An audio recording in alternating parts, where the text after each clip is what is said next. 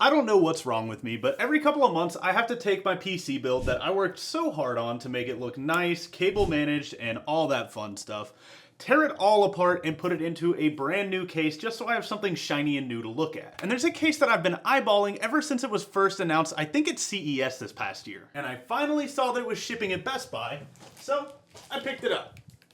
The ThermalTake Tower 600. I think cable managing this is going to be a nightmare. Look, I'm gonna be honest, I've got a thing for oddly shaped PC cases and things that are just a little bit different than your regular rectangles. So this thing fits the bill absolutely perfectly for me. I know this case is probably a huge turnoff to a lot of people just because it's so tall. But for me, this octagonal design, the pretty much fully panoramic front glass view that you get is incredible. There's no denying that this thing is enormous, but everything about it is built with a purpose. Now this is 2024, pretty much any case that you buy is going to have a dual chamber design. Now one of the things that drew me to this case is the amount of space that you have to work with your parts. One of those things being is that you can not only fit a 360mm radiator in this case, but you can actually fit a 420. And for those of you counting, that's a lot of millimeters. I promise. Now looking around the case, the side, top, and back panels are all mesh, and also have nice built-in magnetic screens for cleaning. We do have a nice little cubby for our power supply right here in the back. Now I haven't seen any builds in this case yet, so I'm very curious as to how we're gonna end up connecting our motherboard I/O and our display cables. That's gonna be interesting. Now as for our front panel I/O, we are looking at 4 USB-A 3.2 ports, 1 USB-C, 2 audio jacks that I don't think I've ever seen anyone actually use in the last couple of years, what looks to be an RGB control button, and obviously our power button with a nice click to it. Listen to this. That's crispy. Aesthetically, to me, I think this is peak build. The quality is incredible, everything looks perfectly planned and actually really well thought out. Material-wise, we are looking at what seems to be pretty thick tempered glass panels. Everything on the case is metal except for this top ring and... no, that's metal too. Yeah, the only thing on the case that isn't metal is this top where the I/O is. I guess that would be too expensive to CNC. I kind of get it, but for a $170 case, I'd kind of like to see that be metal also. Well, now that we've actually taken a look at everything, let's take this thing apart and let's start putting our brand new build in there.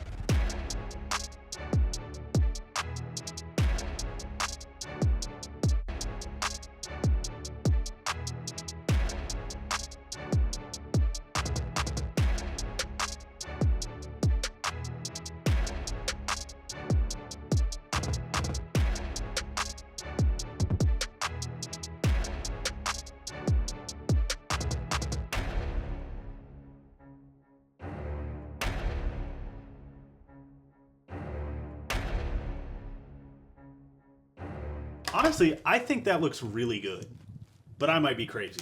And now that our motherboard is ready to go, let's go ahead and start prepping our case. Pretty much every panel on this case is removable, and toolless at that, so that makes this pretty easy. So I'm gonna go ahead and throw in the power supply. I think cable managing this is going to be a nightmare. So if you take a look from the front, I think you'll see what I'm talking about. So our power supply sits right here. We've got to somehow hide all of these cables that are going to be going to the motherboard, which will be mounted sideways. I knew this was going to be a weird case to build in. What I didn't expect was a lot of tight, hard to get into areas. As you can see, I just finished plumbing the PSU, and I'm getting all these cables plugged in ahead of time because I know there's not going to be any room in here once I get that radiator in.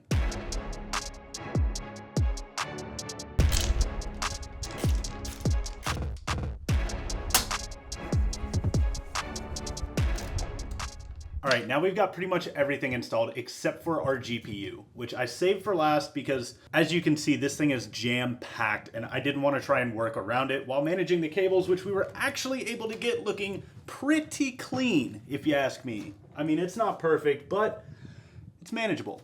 I'd say this is at least pre-built quality. This is a tight squeeze.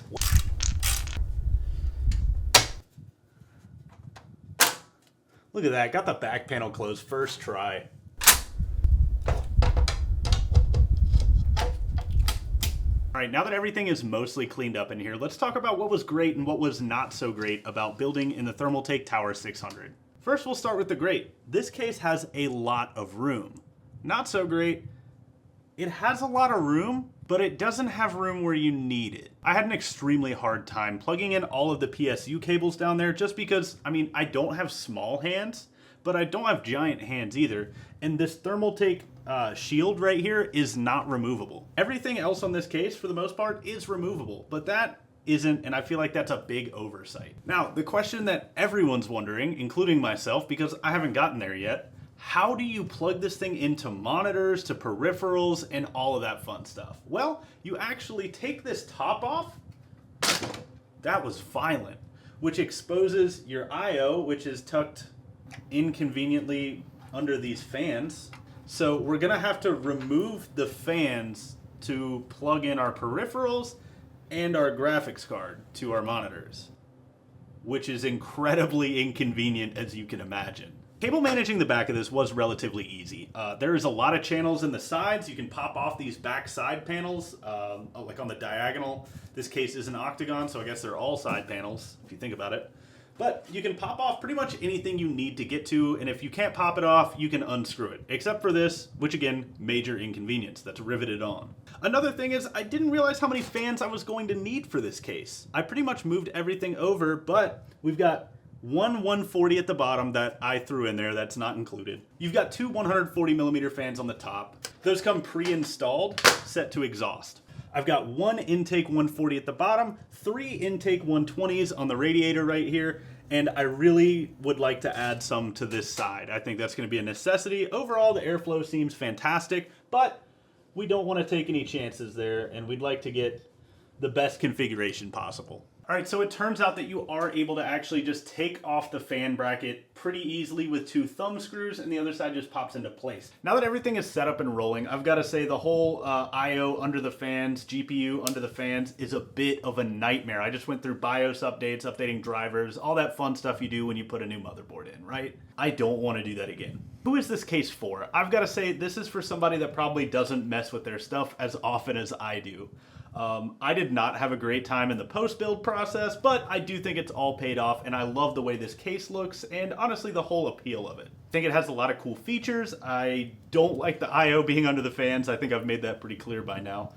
But if you're somebody who doesn't mess with your stuff a lot, you're not constantly changing out peripherals and upgrading parts, this case is for you. This thing is incredible. I know it's a very specific aesthetic appeal, and it's not for everybody. I will be posting more updates on this case, maybe doing some more mods. So if you have any questions about this case that haven't been answered by, ThermalTake's channel, there's not a lot of information out on it. Feel free to drop them in the comments. But thank you guys for watching. Make sure to subscribe for more, and I'll see you in the next one.